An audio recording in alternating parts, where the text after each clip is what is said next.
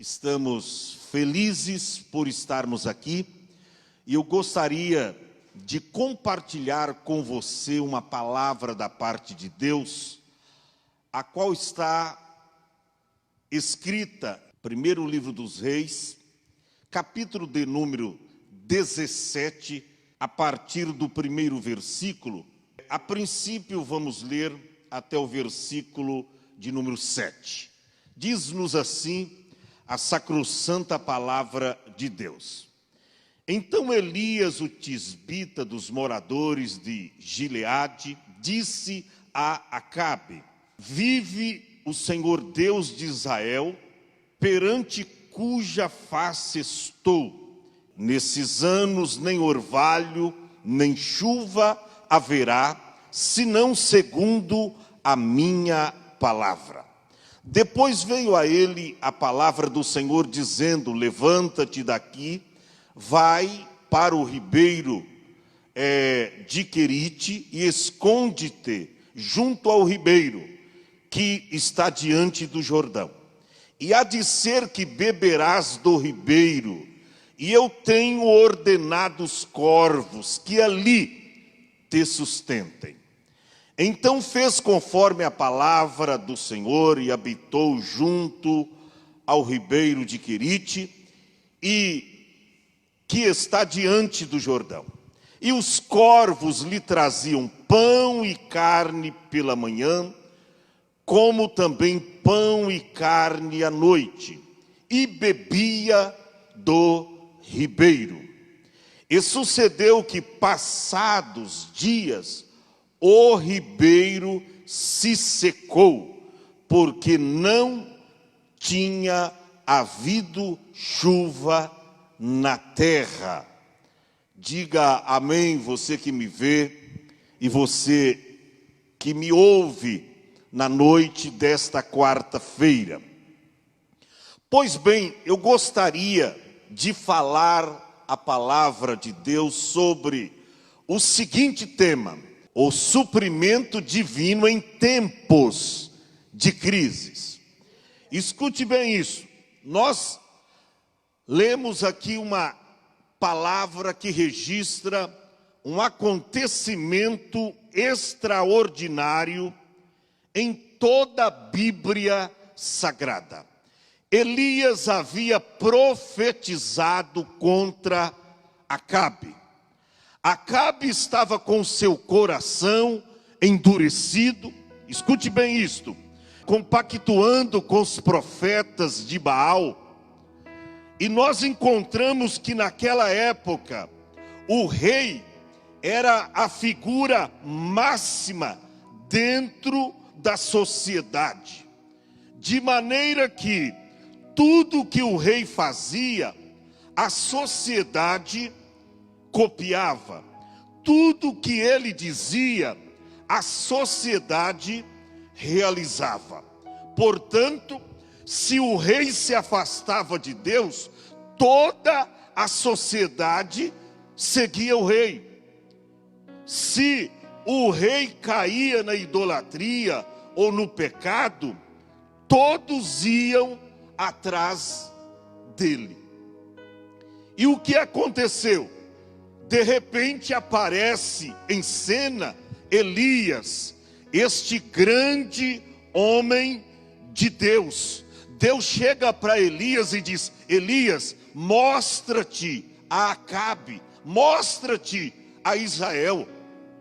Aí Elias diz: mas Senhor, Acabe está me procurando nos quatro cantos do seu reinado para me matar, Senhor. Pode ir ter um encontro com Acabe, porque eu já mudei o coração dele e ele vai te aceitar. Interessante que o tempo da promessa chegou. O tempo da promessa de Deus para Israel chegou. Era Elias o tisbita, ou seja, natural de Tisbe, que se encontrava na região de Gileade, situada ao leste do Rio Jordão. E de repente, irmão, escute bem isso, você que me vê agora, quando Acabe viu Elias, e Elias chega até Acabe, e a Bíblia diz que Elias não teve medo, ele pôs o dedo no nariz de Acabe e disse: olha, Acabe, você está aí com seu coração endurecido, compactuando com os profetas de Baal, tem se desviado, Acabe, dos caminhos do Senhor. Olha, Acabe, eu vou fazer o seguinte, eu vou orar a Deus, e Deus vai trancar os céus, Deus vai cerrar os céus, e Deus não mandará chuva na terra, senão segundo a minha palavra. Será que eu teria coragem de fazer uma oração como esta? Elias não teve medo não, de colocar o dedo no nariz de Acabe e dizer: olha, eu vou orar a Deus, e Deus não mandará chuva sobre a terra, senão segundo a minha palavra. Sabe o que aconteceu? Quando Elias terminou de orar, Deus trancou os céus, e Deus não mandou chuva mais sobre a terra. Parece que eu estou vivendo esse acontecimento. Parece que eu vejo Deus jogando a chave dos céus nas mãos de Elias e diz: olha, é contigo agora. Você trancou o céu, e a Bíblia diz que por 3 anos e meio não choveu sobre a terra. Agora, o que eu quero passar para você que me vê e que me ouve na noite desta quarta-feira, dentro desse tema, o suprimento divino em tempos de crises, eu aprendo aqui com a vida do profeta Elias. E a primeira coisa que eu aprendo aqui com Elias é que Elias era um homem que tinha intimidade com Deus. Porque se Elias não tivesse intimidade com Deus, ele não teria, é óbvio, ele não teria ousadia para fazer uma oração desta. Se Elias não desfrutasse, escute bem isto, você que me vê agora, se Elias não desfrutasse de comunhão, de intimidade com Deus, ele não teria coragem, ousadia, intrepidez para fazer uma oração dessa. Senhor, fecha os céus, não manda mais chuva sobre a terra, senão segundo a minha palavra. Algo me chama muito a atenção em Elias, era a sua intimidade que ele tinha com Deus. Elias era cheio do Espírito Santo de Deus, e ele se apresenta ao rei Acabe com uma sentença: vive o Senhor Deus, perante cuja face estou, que nesses anos nem orvalho e nem chuva haverá na terra, senão segundo a minha palavra. Olha a ousadia, nem orvalho, quanto mais chuva haverá na terra, senão segundo a minha palavra. Irmãos, o rei achou uma afronta. A que Elias está falando? Senão segundo a minha palavra. Quem ele pensa que é? Quem ele pensa que é? Elias era a boca de Deus, a espada cortante, esmiuçando as imagens e o poderio dos falsos profetas de Baal. Esse juízo que Elias acabara de profetizar aqui humilhava Baal, pois os seus seguidores criam que ele controlava a chuva. Os seus seguidores achavam que era Baal que mandava chuva na terra, que Baal era o Deus, o dono da chuva. Agora ele diz: não, eu vou provar para vocês que aquele que está no céu, o Jeová, o Todo-Poderoso, é Ele que controla tudo na terra. Olha para cá, nós estamos vivendo em meio a esta pandemia da Covid-19. Deus não perdeu o controle da tua vida e nem da minha vida. Deus não perdeu o controle desta nação. A qualquer momento, e conforme nós ouvimos pela nossa irmã Arlete, no tempo determinado, no tempo de Deus, Ele se levantará favoravelmente à sua igreja. Deus bradará dos altos céus e esta pandemia marchará em retirada. Aleluia. Sabe por quê? Porque Deus está no controle de todas as coisas. Todavia, algo eu e você precisamos ter. O que é, pastor? Intimidade com Deus. Porque quem tem intimidade com Deus goza esse privilégio de orar a Deus. Ele ora de manhã e ao meio-dia a resposta chega. Ele ora ao meio-dia, no crepúsculo da tarde, a resposta de Deus chega para ele. Eu quero te dizer, há uma nação evangélica orando no Brasil para Deus banir do território brasileiro esta pandemia. Deus vai retirar da nossa nação, as mortes cessarão e o nome do Senhor será glorificado. Elias era um homem que tinha intimidade com Deus. E eu pergunto para você que me vê e que me ouve nesse momento: como que está a sua intimidade com Deus? Como está a nossa intimidade com Deus? Principalmente agora, nesses dias tão difíceis. Porta das igrejas, dos templos cerradas, fechadas. Será que você tem tirado na sua casa um tempo para buscar a face de Deus?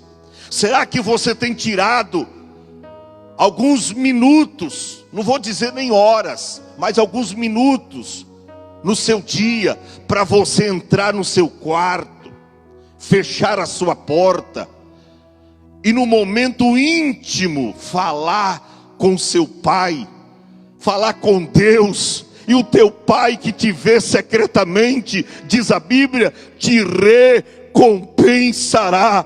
Como está a nossa intimidade com Deus?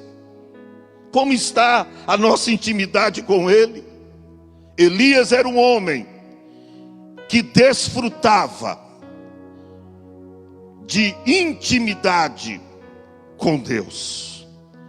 A segunda coisa que eu aprendo aqui com o profeta Elias, primeiro, é a sua intimidade com Deus. Segundo, Elias era um homem de fé.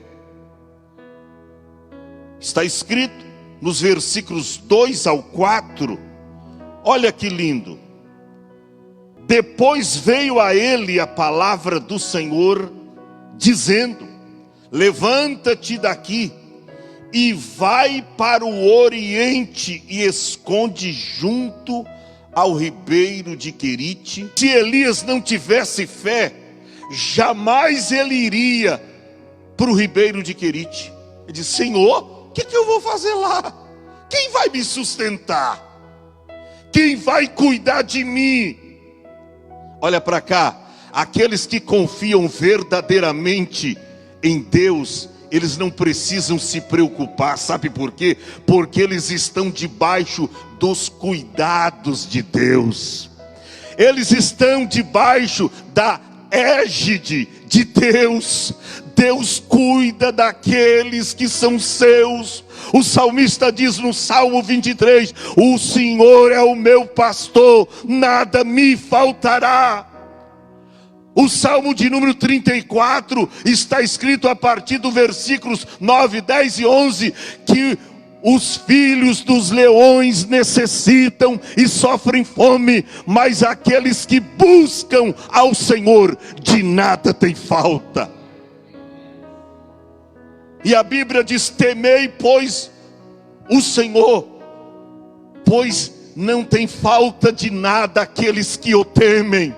Vamos temer a Deus, vamos ter fé, porque a Bíblia diz que sem fé é impossível agradar a Deus, porque é necessário que aquele que se aproxima de Deus creia que Ele existe e que é galardoador dos que o buscam. Elias era um homem de fé. Veja bem, Deus manda Elias esconder. Irmãos, a rede investigadora de Acabe não poderia encontrar Elias, porque quando Deus esconde você, você está escondido. Aleluia! Quando Deus nos esconde, nós estamos escondidos em Deus. Acabe procurou Elias nos 4 cantos do seu reinado, mas não encontrava Elias, porque aqueles que Deus esconde, está escondido. E olha para cá, não tema esta pandemia não, o coronavírus, não temas. Sabe por quê? A Bíblia diz que a nossa vida está escondida com Cristo em Deus. Oh, aleluia! A Bíblia diz no Salmo 91 que aquele que habita no esconderijo do Altíssimo, à sombra do Onipotente descansará. Direi do Senhor: Ele é o meu Deus, o meu refúgio e a minha fortaleza, e nele confiarei, porque Ele te livrará do laço do passarinheiro e da peste perniciosa. Ele te cobrirá com as suas penas, e debaixo das suas asas estarás seguro. Você está protegido em Deus. Esta pandemia não vai atingir a sua casa não. Esta pandemia não vai atingir o teu lar não, porque Deus é contigo para te guardar. Deus é contigo para te livrar. Assim diz o Senhor: eu estou com você. Eu estou contigo. Todavia, como cristãos que somos, precisamos ter fé. Elias era um homem de fé. Primeiramente, Elias era um homem de intimidade com Deus. Segundo, Elias era um homem de fé. A terceira característica que eu vejo aqui na vida do profeta Elias, primeiro, ou primeira, como queiram, Elias era um homem que desfrutava de intimidade com Deus. Segundo, Elias era um homem de fé. Terceiro, Elias era um homem obediente. É a terceira característica que eu vejo aqui na vida do profeta Elias. Ele era obediente. Olha o que diz o versículo de número 5. Primeiro livro dos Reis, capítulo 17, verso 5. Então fez conforme a palavra do Senhor, e foi e habitou junto ao ribeiro de Querite, que está diante do Jordão. Elias não era apenas um homem que desfrutava de comunhão com Deus. Elias não era apenas um homem de fé. Mas Elias era obediente. E nesse quesito, tem muita gente aí pagando um preço muito alto. Porque a Bíblia diz que para os filhos da desobediência vem a ira de Deus. Tem gente que está debaixo da ira e não da misericórdia, porque nunca está disposto ou disposta a obedecer a Deus. Deus diz: ó, congrega, ora mais, lê a Bíblia, junta-se ao seu pastor, esteja de mãos dadas com seu pastor, esteja de mãos dadas com seus líderes na igreja. Mas sempre você está se acovardando e fugindo das suas responsabilidades. Tem muita gente debaixo da ira de Deus por causa da desobediência. Elias era um homem obediente. Ele poderia ter revidado e dito ao Senhor: mas espera aí, Senhor, quem vai cuidar de mim junto ao ribeiro de Querite? Quem vai comigo? Ele não questionou, simplesmente obedeceu. E manda quem pode, obedece quem tem juízo. Olha para cá, você que está me vendo, assistindo-nos através desta live. Deus exige de você obediência incondicional. Não é segundo o teu parecer, aquilo que você pensa, aquilo que você acha que está certo diante dos teus olhos. Olhe para o que está escrito, obedeça a Deus, porque está escrito que é melhor obedecer do que sacrificar. É melhor obedecer do que sacrificar. E eu pergunto, você que me vê agora, você tem obedecido a Deus? Está debaixo da bênção ou da maldição? Veja bem, a Bíblia diz que Elias, ele fez conforme a palavra do Senhor, porque ele foi, escute bem isso, ele foi, está no verso 5, do capítulo 17 do primeiro livro dos reis. Ele foi, habitou junto ao ribeiro de Querite, que está diante do Jordão. Elias era um homem extremamente obediente, conforme nós podemos então aqui observar no versículo 5. E eu até quero ligar uma outra referência bíblica nesse tema, nesse item, lá em Jeremias capítulo 42, versículo 6.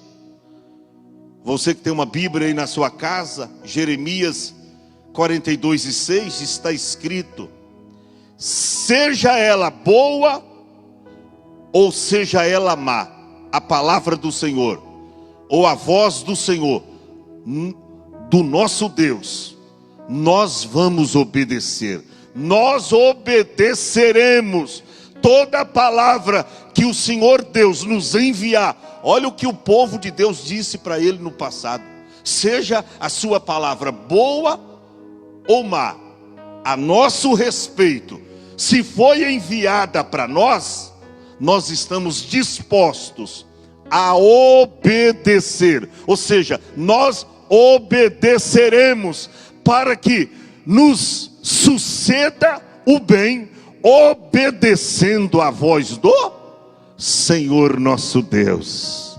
Obedeça a Deus, porque Deus tem o melhor para você, Deus tem o melhor para mim. Seja um filho obediente, porque para os filhos da desobediência, Paulo escreveu dizendo que vem a ira de Deus. Elias era um homem obediente. Deus mandou ele ir junto ao ribeiro de Querite, e ele foi. E para finalizar aqui, aquilo que Deus nos deu, Em quarto lugar, vamos recapitular. Primeiramente, Elias era um homem que tinha, que andava, que desfrutava de comunhão com Deus. Primeira característica, inegável. A segunda, Elias era um homem de fé.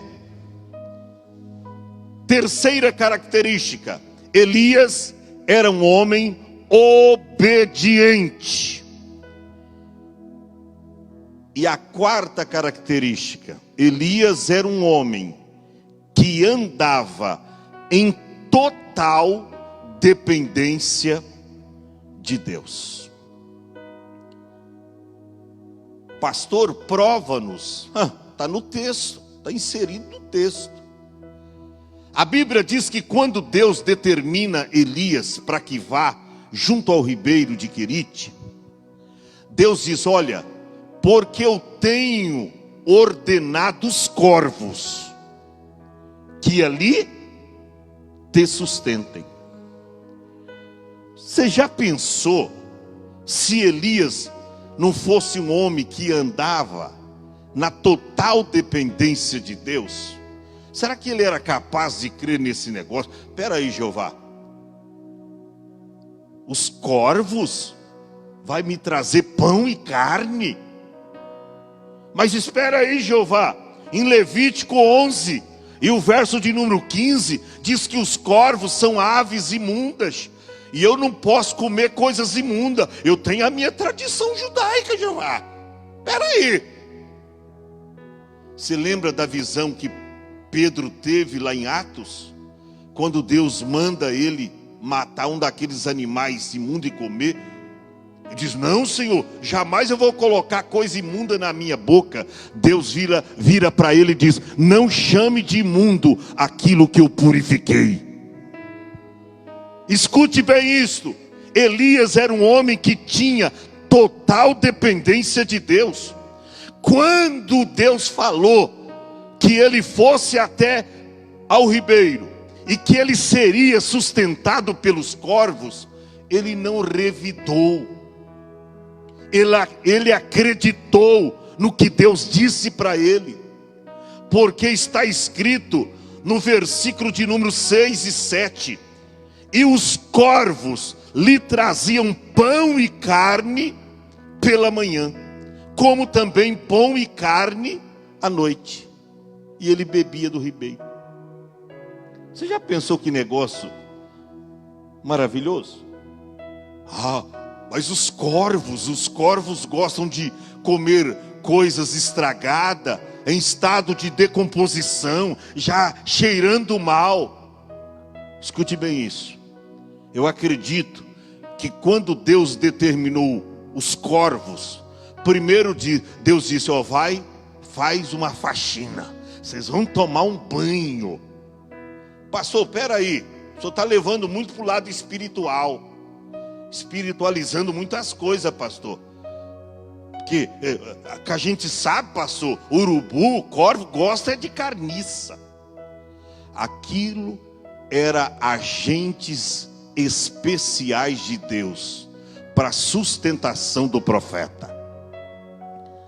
Acredito que Deus diz: ó, vocês vão tomar um banho, tá? Vocês vão ficar cheiroso. Ô Senhor, mas peraí, aonde a gente vai pegar a comida para o profeta? Ó, vocês vão no meu açougue bendito e pega a melhor carne, picanha, filé mignon, aleluia. Para quem não jantou ainda, espere um pouquinho o culto terminar. Você está pensando que foi uma carne de segunda? Você está pensando que foi... Não, foi carne de primeira. Sabe por quê? Porque Deus sempre tem o melhor para mim e para você que está me vendo agora. Deus disse: olha, corvos, ó, fazem uma faxina em si, tomam um banho daquele mesmo, tá? E aí vocês passam lá no meu açougue divino, porque Deus tem açougue, tá bom? Passa no meu açougue e pega a melhor carne, e passa também na padaria, pega pão. O que me chama a atenção, guerreira Arlete, porque a classe mais pobre naquela época só podia comer pão e peixe. o povão no geral, só comia pão e peixe. Quem comia pão e carne é só aqueles que, aleluia, aqueles de vida abastada, aqueles que deveras tinha posses. Ou seja, Deus não deixou Elias o profeta com a comida inferior, não. Deus deu para ele o melhor. Deus me manda te dizer, você que está me vendo agora, Deus tem o melhor para você. Mesmo em tempo de crises, mesmo em tempo de pandemia que assola todo mundo, Deus cuida de nós. Deus tem um cuidado especial por mim e por você. Acredite nisso e tome posse do sobrenatural de Deus para a sua vida. Eu acredito, olha para cá você que está me vendo. Eu acredito que no primeiro dia do profeta Elias junto ao ribeiro, eu acredito que quando deu Paloma, mais ou menos ali um meio-dia, o profeta põe a mão na barriga e diz: epa, eu estou sentindo fome. Eu tô com fome. Aí ele levanta os olhos, olha para cá. Está vindo lá os urubus. Está vindo lá os corvos. Mas para quê? Os agentes de Deus trazendo comida, trazendo alimento para o profeta. Foi só ele pensar, só ele sentir, torcendo ali a sua barriga, opa, estou com fome. Quando ele levanta os olhos, ele avista os corvos. Interessante que os corvos, escute bem isso, os corvos, eles carregam seus alimentos tanto nos bicos como nas garras. Tanto no bico como nas garras. Eu acredito que quando Deus determinou para os urubus passar lá no açougue bendito e pegar a melhor carne lá, ô irmão, eu acredito que os corvos, se eu pudesse comer um pedacinho, mas eu não posso, tem dono, é do profeta. Aleluia, essa aqui não posso tirar nenhum pedacinho, mesmo carregando aqui no bico e nas garras, mas é do profeta. Olha como Deus cuida do profeta. Aleluia, a Bíblia diz, Jesus disse lá em Mateus capítulo de número 5, que Deus cuida até dos pardais. Não vai cuidar de você, homem de pouca fé, mulher de pouca fé. Deus cuida de você. O profeta está lá, de repente chegam os corvos. Eu não sei quanto, a Bíblia fala no plural, corvos, mais do que 2, 3, quem sabe uma meia dúzia.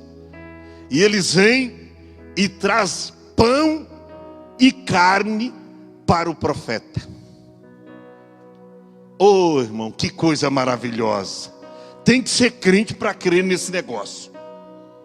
Tem que ser crente, tem que ser salvo, tem que desfrutar de comunhão com Deus, tem que ser obediente, tem que ter fé, tem que andar na total dependência de Deus. Aí Elias se alimenta ali ao meio-dia, crepúsculo da tarde. A Bíblia diz aqui que os corvos lhe traziam pão e carne pela manhã, como também pão e carne à noite. Eu nunca vi corvos, urubus voando à noite. Mas com Deus, quando Deus determina, aleluia, não tem hora da bênção de Deus chegar para você. Pode chegar à noite, pode chegar de madrugada. O importante é que Deus cuida de você. Deus cuida de mim. Quem sabe à noite ele põe a mão na barriga de novo. Opa, o efeito da primeira comida já foi. E eu estou sentindo fome. E eu não sei porque, já está à noite, eu nunca vi corvos voando à noite. De repente ele começa a escutar o barulho de algumas asas. É os corvos que já havia passado na padaria de Jeová, aleluia, que já havia passado no açougue divino e pegado a melhor carne, o melhor pão, trazendo para a sustentação do profeta. E olha para cá, eu vou terminar. Sabe o que aconteceu? A Bíblia diz que Elias esteve ali muito tempo, muitos dias, até quando o ribeiro secou. Ele comia pão e carne pela manhã, como pão e carne à noite, sustentado pelos agentes de Jeová, os corvos.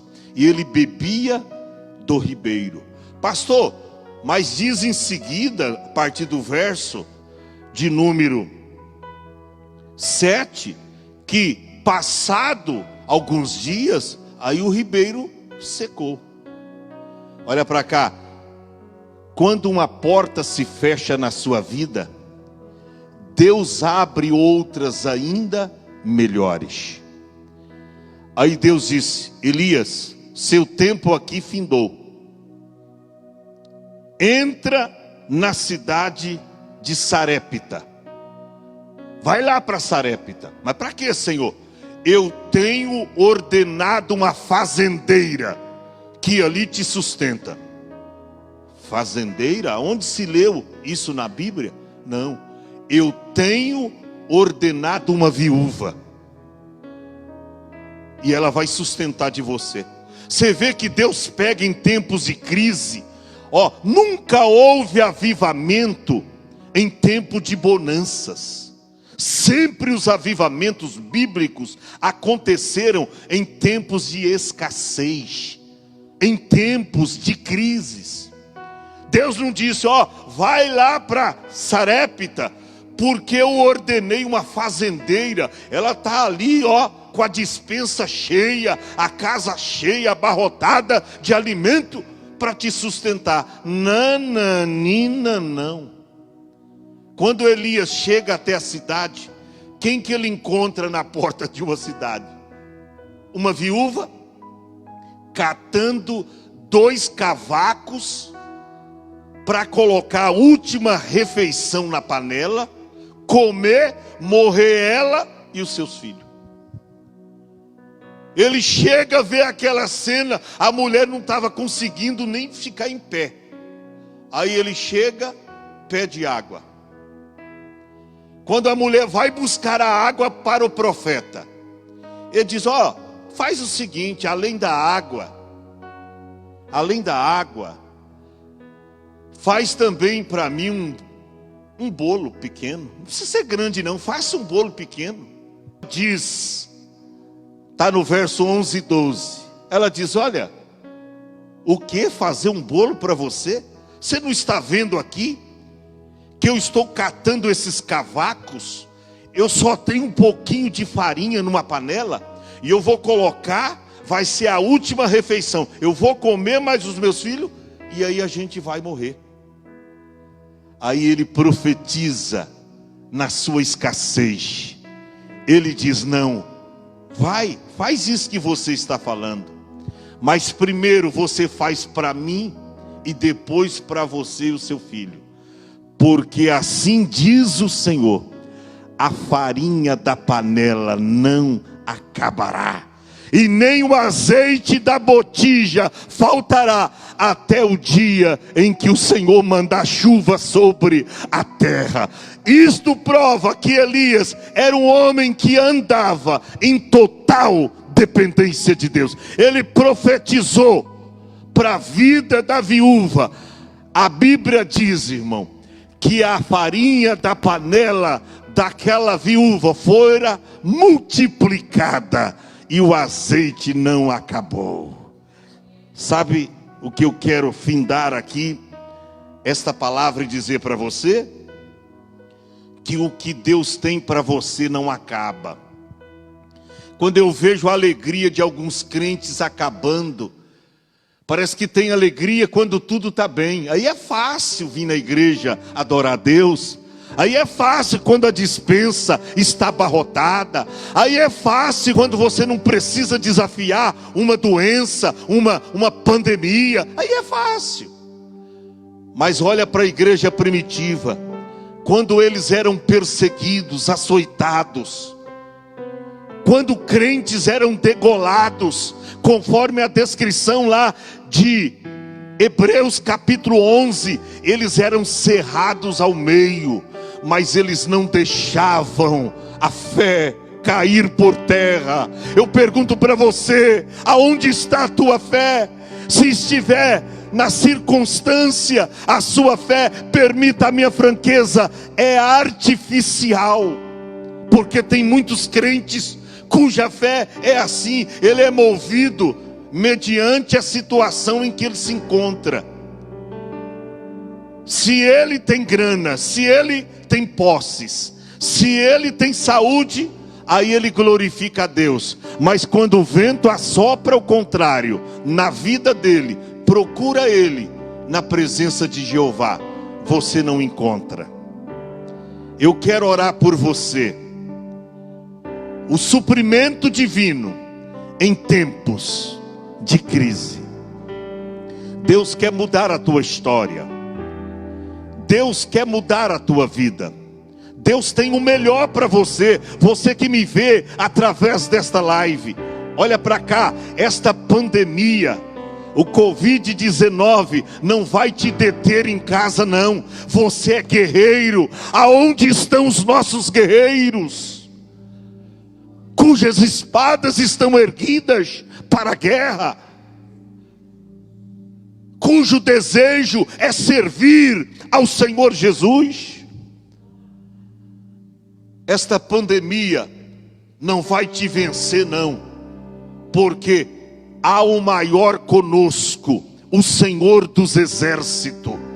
O Salmo 46 está escrito: o Senhor dos exércitos está conosco, o Deus de Jacó é o nosso refúgio. Não temas. Em tempos de crises, há o suprimento divino para você. Nada te faltará. O Senhor é o meu pastor, nada me faltará. Não vai te faltar saúde para servi-lo. Não vai te faltar disposição, ânimo. Claro, umas lutinhas também tem, né? Aleluia! Mas isso faz parte da vida cristã. Deus nos chamou para a guerra, Deus nos chamou para lutar. É por isso que Deus te deu, olha o tamanho dessa espada. Ó, Deus te deu uma espada na mão, a Bíblia Sagrada. Não fuja. Não seja um crente covarde. Sai da toca, meu irmão. Sai da caverna, Elias. Apresenta-te ao teu Deus. Apresenta-te ao teu Deus. Deus está falando com muitas pessoas em casa. Eu estou sentindo uma virtude aqui saindo, uma virtude curativa, saradora. Eu estou sentindo aqui fortemente a presença de Deus entrando em muitos lares do Brasil, em muitas vidas que estão prostradas, que estão caídas. Eu quero orar por você, e aí ao som de um louvor nós vamos estar finalizando o nosso culto. Fecha os teus olhos. Quer dar a mão para sua família, para sua esposa? Você está aí na sua casa, né? Imune até as doenças que estão do lado de fora. Tomara que isso seja verdade na sua vida. Pegue na mão de quem está ao seu lado. Você que está aí me vendo agora, eu quero abençoar a tua casa, eu quero abençoar a tua vida. Pai, eu oro por esta família, eu oro pela vida desta pessoa que permaneceu conectada conosco até agora, e elas estão ouvindo a tua palavra, e quem sabe tem pessoas chorando. Oh, aleluia! Quem sabe tem pessoas aqui derramando lágrimas, pedindo perdão. Oh, porque tem fugido de suas responsabilidades, tem se acovardado. Oh, deveriam estar ao lado de seus pastores, de suas pastores, guerreando. Tem muita gente fujão, tem Tem muita gente que tem tomado a direção, ó, de Tarsis, ao invés de Nínive. Mas nesta noite, o Senhor tem falado conosco por intermédio da tua palavra. Entra agora nesses lares, e aonde estiver uma pessoa prostrada, caída, desvanecida, fraca espiritualmente, ó Senhor, levanta com poder, com glória, com unção, levanta para fazer a obra. Quantos pastores agora, aleluia, estão sofrendo, porque na hora que mais eles precisam das suas ovelhas, para estar ao lado, para incentivar, para orar junto, para clamar, para adorar.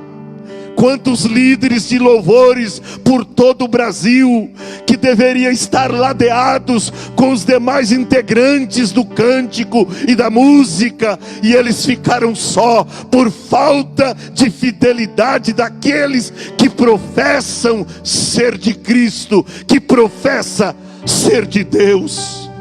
Mas nesta noite, Senhor, que esta pessoa seja tocada intimamente, que esta pessoa seja visitada por Ti, que o Teu Espírito Santo a convence, porque escrito está que quem convence o homem do pecado, da justiça e do juízo é o Teu Espírito Santo.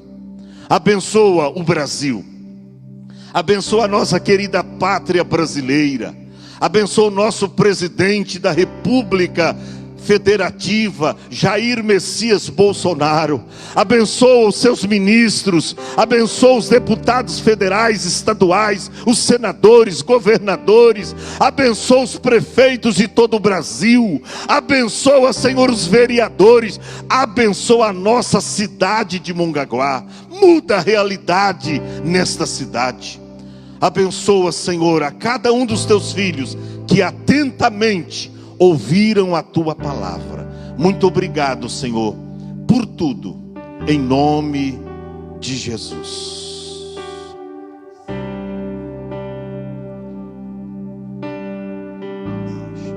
Oh, aleluia. Deus abençoe você.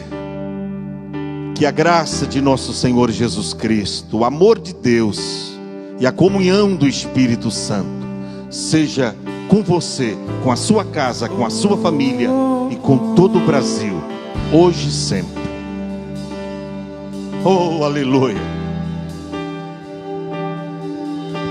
Santo, és incomparável, és inigualável. Abre